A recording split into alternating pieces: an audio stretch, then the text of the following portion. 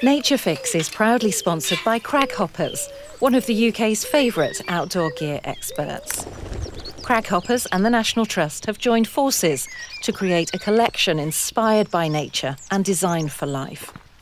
Sales from the range help to support the National Trust's vital work, restoring some of our incredible natural landscapes, from delicate wetlands to boggy peatlands. Together, we are working to look after nature and care for our landscapes for generations to come.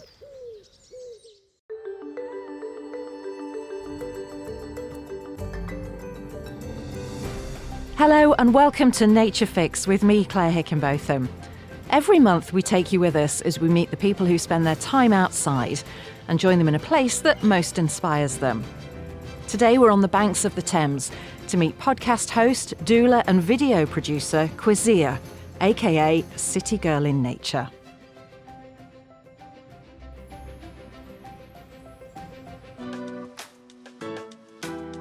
Kwesia overcame huge challenges while growing up in southeast London, but it was a transformative trip in the Peruvian jungle that not just helped her heal from her own experiences, but also left her wanting to inspire others, especially people living in inner cities. Two tiny people benefiting from this are her two children, and her journey with motherhood has only added to her sense of wonder about the natural world.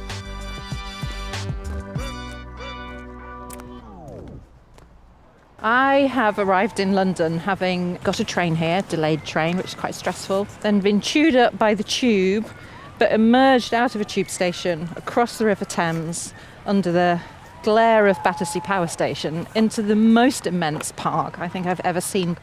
And I'm here to meet somebody whose life has been changed by discovering nature. We're going to have a walk around Battersea Park and we're going to talk about motherhood and what being in nature can do for mums and for kids as well. Hi, nice to meet you. Hi, You're Kwesia. yes. You're City Girl in Nature. Yes. So how far have you come across the city to be here today? Probably about an hour. Transport here is great, so you can get around quite quickly. What's that feeling like when you get off a tube station and you emerge into somewhere like Battersea Park? Breathtaking, especially on a day like this. The sun's out, there's a subtle breeze, so the trees are moving a bit. I like to say to my son, actually, when it is windy, the trees are dancing. That's nice. And yeah, so just like coming into this type of space, it's just really calming as well and grounding. If you can see, even on the left, there's a really good kind of wetland area here where people actually go on paddle boats. I don't know if you can see those over there. Those are, I think they're coots, if I see correctly. Should we go over and have a quick Yeah, look? let's have a little look at what's over here.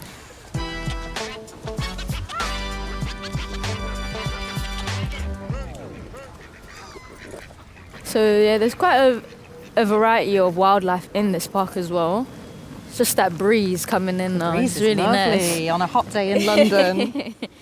I don't know if you can see over there as well, just in the distance, there's kind of like a nest there. Mm-hmm. That's the beauty of city wildlife as well. In particular, they find ways to strive, which is really beautiful if you ask me. They find materials that are urban and they're using it within their structures of their homes. Do we think that's mum a little bit further out into the pond? Maybe because that one looks like it's looking for food. Or there's one coming in. There's another. So I think he's calling for mum, because she's swimming over at quite a pace. Yes, that is mummy. I think it is. That's so sweet. You've got two children, haven't you? Yes. One's a baby. Yes. So in a buggy. Both in a double-decker. In a double-decker? Yeah. So I just remember when my kids were little, and they're about 2 years apart, that if they weren't in the double buggy, I got them out so they could have a walk in a park. One would always fly forward and one would always lag behind. And it was, all right, which one do I go to? And it's almost what this coot's doing. She's found one of her kids and is now looking for the other. My youngest is 10 months and my eldest is 2.5. And when we're in parks also, I let them out and free, and my eldest is usually running around with sticks. When he says, my magic stick, I've got the magic stick, and then my youngest is actually eating the stick, so I'm like trying to get the sticks out his mouth so he doesn't choke, but they're just, yeah. sometimes when you look at nature, you see yourself as we're speaking, because we are nature, essentially. I like to say that a lot. Just that clear example, and we've been able to relate to it in our own ways as well. There's so much around us that when you take a moment to notice and take it in, you do really start to see that the world and us are coexisting. Mother Earth, nature, we're coexisting alongside each other. I love to imagine what they might be thinking and saying. I don't know whether that's through having kids, because I probably didn't do it before I had kids. If I was stood here with mine, I'd be going, wait for me. Oh, mate, there's 4 ducks over there. And I imagine them going, come on, lads. We're at the back. We're going to miss out. Maybe just me. Shall we carry on walking? Yes. So as we walk, can I ask you about when you grew up? Because obviously now you've got kids and you're giving them an experience that's full of nature. Whereabouts in London did you grow up? So I grew up in Deptford, which is in south-east London, near an estate called Pepys Estate. Growing up for me, I wasn't at all connecting with nature in the way that I am, and as you say, giving back to my children. When I was younger, I didn't really connect with nature unless I was playing football, because football was my passion growing up and was kind of my escape. I was fortunate to be growing up in a house that actually had a garden, but I never spent time in the garden. I wasn't allowed in the garden, funny enough. My mum would either say it's too cold, or the grass, the stinging nettles, like there would always be something to why I wasn't really allowed in the garden. So it's quite interesting to hear that as well. But it's kind of what had happened with me growing up. I was quite disconnected, I'd say, until I had quite a serendipitous moment when I went to the Amazon, and then I was submerged in nature for 3 weeks. And that's really where things shifted for me. I want to talk about your time in the Amazon, because like you say, that was the moment, wasn't it, where it all kind of made sense for you. So you were quite young, just into your 20s when you went to the Amazon? Yes, so I turned 20 in the Amazon, actually. So it's a good place to have a birthday, isn't it? But you'd had a lot of, so you're growing up, you're not allowed in the garden, you've not got a lot of access to nature, but you had a series of quite hard events happen to you while you were a teenager, I guess. Growing up, my grandmother lived in our house and I was a young carer for her. She had Parkinson's, Alzheimer's, and yeah, it was quite a big transition for me, because I went from being in primary school and my mum having most of her attention on me to then having my grandmother, who was really sick, live with us. So I was very much helping with the care of my grandmother. She sadly passed away, and then 2 years after that, my auntie was murdered by my uncle in an honour killing. And then 2 years after that, my friend actually got stabbed. So really tough years. And you're just a teenager while this is happening? Yeah, so I was like under 17 when all those events happened. And then a year after that, I was homeless due to my mental well-being kind of falling apart. All these events, my friend dying from knife crime, really triggered those years before. And I guess the trauma that I had faced and not understanding why these things were happening to me. How conscious do you think you were at the time, all of these things happening, that they were building up and they were impacting on you? Or would you think perhaps you were too young to realise the impact they were having? For sure, I think I was definitely too young to really comprehend what was happening to me. And I think there's something called the ACE scores, so adverse childhood experiences, that actually they say the body keeps the score, and stuff like that actually stays within our bodies. I'll be honest, coming from my background, it's not uncommon to have these types of experiences. A lot of people that I've grown up around, we all know at least like minimum 2 to 5 like people that have died through knife crime or in ways that aren't, I guess, the regular for a lot of people. So yeah, it is a lot, you know. And then Where in that journey did the Peruvian trip come up as an opportunity? So 2016 is literally when I was homeless. 2015 is when my friend was murdered. And 2013 was when my auntie died in the honour killing. And 2011 is when my grandmother passed away. So those were the years that all of those stuff happened and those events. But in 2018, I was doing some work with a project called Black Minds Matter, Wandsworth Community Empowerment Network under them, who is actually local to here. So I was doing some work with them, and we went into a youth club where basically Black Minds Matter was about building social change leaders and offering alternative therapies. So like yoga, music therapy, rather than talking therapies. I was introduced to yoga, a session, and I cried actually at that session. And for me, that was a moment that I realized there's things out there that really can heal us from some of the stuff we're holding in, even if we're not subconsciously tuning into that. And I really wanted to introduce that into the Black Minds Matter project. So when doing this, I was at a youth club, Keys House, Clapham Junction, not far from here as well. At the time, I was 19. I was working with my peers, essentially, and not that much younger than me, doing these stuff. So, yeah, Matt had came in from the British Explorer Society and offered this amazing opportunity. I had a secret passion for David Attenborough. One day I accidentally found, flicking through the TV, and I saw the, Planet Earth, the episode of, Amazon and, leaf car ants and the dancing birds and the canopy, and I was just amazed by it, that somewhere in the world this is happening. So I went ahead to go for it, and at the time the person who was running the youth club helped me get sponsorship to go on the trip. So that was great. I then was able to basically go.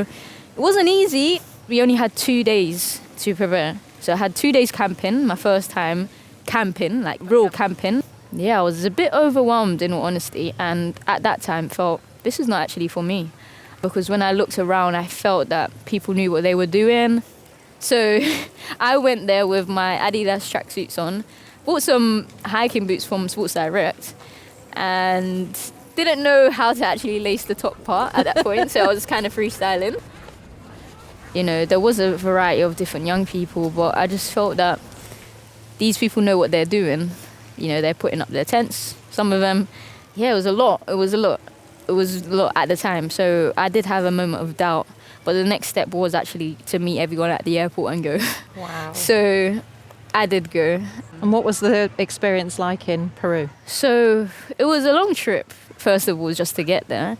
And we didn't actually arrive the time we was meant to. We got there later. So when we did arrive, it was pitch dark, which was quite scary to start, especially stepping into a place that's full of noises, all types of noises that someone like me definitely never heard before. Fortunately for me, I had someone called Morgan. She's from Wales. She's experienced. So thank God for Morgan, because we put the tent up together, but I was just kind of following her instructions what to do. And after that point, and as the expedition went on, things that I had been holding inside were being released just by being submerged in that environment, hearing the noises, seeing how things are working, the monkeys coming through the trees, the light through the canopy, just being submerged in nature. It was just truly healing.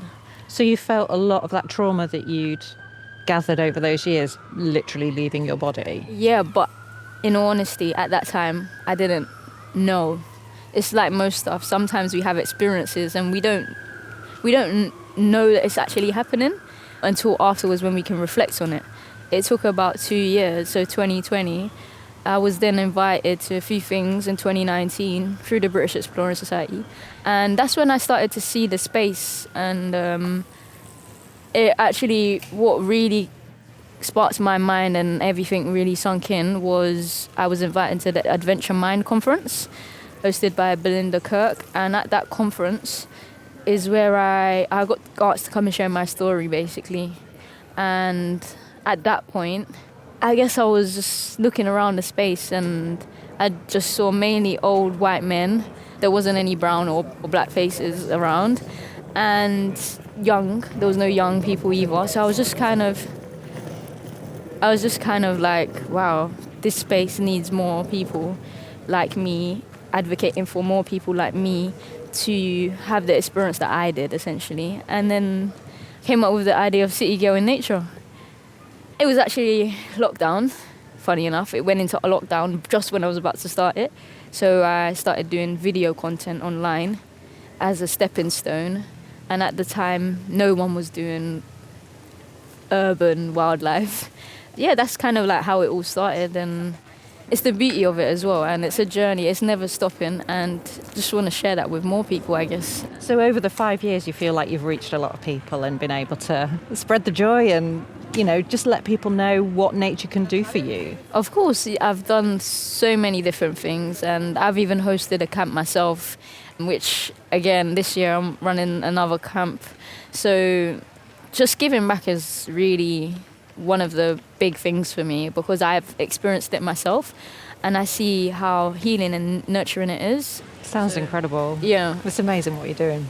Thank you. And yeah, it's the small things that matter, and that's one of the key things I really, really hope all people start to notice in whatever capacity, that nature is here to hold us always, even if we're not noticing it. We're not far from the Thames, so we can see some of those big houses there. Yeah, so the Thames is literally just over there as well. But you're going to take us somewhere else now. It wouldn't give City Girl in Nature and what it stands for, the justice, if we didn't visit the rooftop garden that is within Battersea, also just less than 10 minutes from here, this park. And it's surrounded by an estate, Dodden Estate. People go there to grow food, host sessions for young people, children, adults, anybody, really. So as we walk to the rooftop garden, I want to ask you about something else that you do in your life to help other people. And I'm not really sure how you fit in, but you're a trained doula as well? Yeah, so... Tell me what a doula is first of all. So a doula essentially is a non-medical midwife.